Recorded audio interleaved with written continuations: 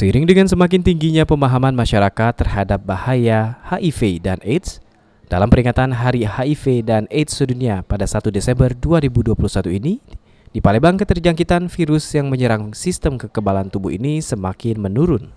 Kasih P2 Penyakit Menular Dinkes Palembang, Yudi Setiawan menyampaikan, kini kasus keterjangkitan HIV dan AIDS di Palembang khususnya terus mengalami penurunan, di mana hingga November 2021 ini, kasus HIV dan AIDS di Kota Palembang berjumlah 130 orang atau turun ketimbang tahun 2020 dan 2019 yang rata-rata per tahunnya di atas angka 200 lebih.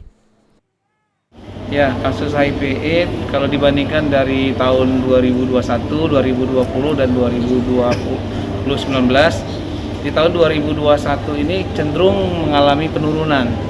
Di mana di tahun 2021 sampai dengan bulan November kasus HIV di Kota Palembang berjumlah 130 orang, dan di tahun 2020 2019 rata-rata per tahun 200 lebih untuk kasus HIV AIDS.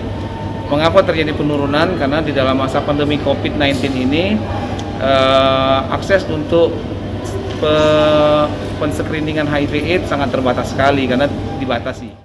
Penurunan kasus di tahun 2021 ini disebabkan akses screening HIV dan AIDS selama pandemi COVID-19 mengalami keterbatasan.